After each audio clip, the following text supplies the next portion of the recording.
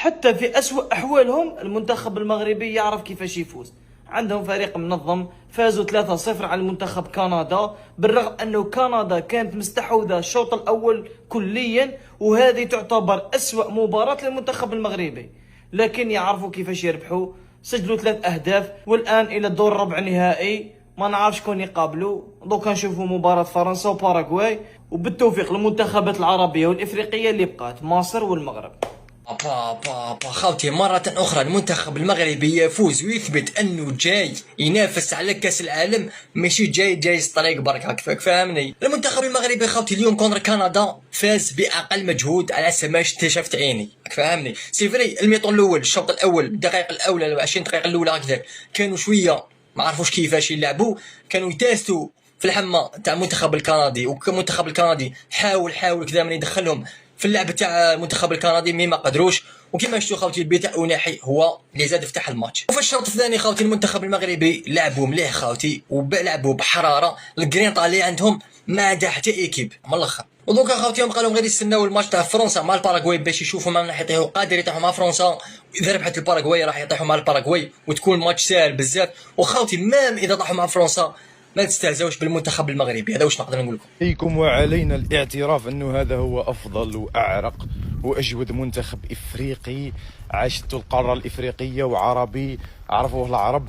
انجازات للتاريخ، انجازات خياليه جدا جدا جدا، مرتين على التوالي ربع نهائي جامي صرات. اسمح لي صاحبي، منتخب كبير كرويا جدا جدا جدا. ومع البرازيل وقلتوا البرازيل ضعف بزاف، لعبوا مع اسكتلندا وقلتوا اسكتلندا مش تابالو، لعبوا مع هايتي وقلتوا هايتي اضعف فريق في الدوره، لعبوا مع هولندا الكره الشامله وملك الاستحواذ وربحوهم بالطول والعرض وقلتوا هولندا اللي ما كانش.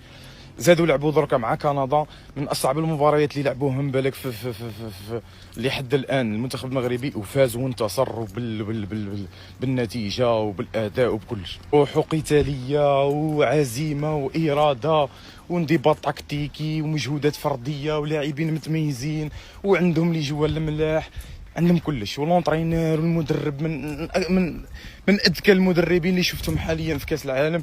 المنتخب المغربي بزاف مليح، فرنسا عليها ان تخشى اذا عدات الباراغواي، فرنسا وكيليان عليهم ان يخشوا هذا المنتخب، بس هذا هو المنتخب اللي ممكن يقضي على احلامهم. هذا المنتخب راهم المرشحين حاليا بالنسبه لي انا للفوز بكاس العالم، فوز بكاس العالم ديريكت، التتويج بكاس العالم. من حقه يحلم حاليا، اي مغربي من حقه يحلم بكاس العالم درك. مبروك المنتخب المغربي تأهل، مليار الف مبروك لكل مغربي حر ابي. تهانينا الخالصه من الجزائر ومن الشعب الجزائري اللي يفهم كره القدم، اللي يفهم كره القدم ويحكي لك في كره القدم فقط. ومرات اخرى على بالنا باللي كاين حوايج مش ملاح، بصح احنا نهضروا بالو، احنا نهضروا كره قدم فقط. هنيئا لهم، هنيئا. صدقوني غير المنتخب المغربي ولات عنده خبره كبيره في كاس العالم بسبب كاس العالم تاع 2022 كي وصلوا نصف نهائي. شفت باللي المنتخب المغربي مام في الادوار الاقصائيه ولات عنده خبره، يلعبوا الاز، يعني مام يعانيو يعرفوا كيفاش يفوزوا، مام يعانيو يفوزوا. شفنا المنتخب المغربي في الشوط الاول قدم اسوا شوط له في كاس العالم هذه. شفنا المنتخب الكندي في الشوط الاول كيفاش دار ضغط على المنتخب المغربي، خلاه في المناطق ديالو، يعني المنتخب المغربي ما قدرش يخرجوا من المناطق ديالهم. في الشوط الثاني المنتخب المغربي قدم مستوى خرافي عكس الشوط الاول، والخدمه تولي للمدرب الوهبي. قلت لكم هذاك النهار، قلت لكم المدرب الوهبي يعرف يقرا المباريات، يقول لك الشوط الثاني تاع المدربين، وهاي لك النتيجه. شفنا اهداف تاع المنتخب المغربي في الشوط الثاني، يعني جاو كاع في الشوط الثاني. هدف الاول وناحي، هدف ثاني وناحي، وهدف ثالث رحيمي. اللاعب أوناحي قدم مباراة خرافية. شفنا الثنائية اللي سجلها أوناحي، اللاعب هدايا يعرف يبينيتري، وين تمدها له يماركيها له. شفنا الهدف الأول اسيست تاع حكيمي، شفنا الإنهاء ديالو. شفنا هدف ثاني اسيست تاع ابراهيم دياز، وشفنا الإنهاء ديالو.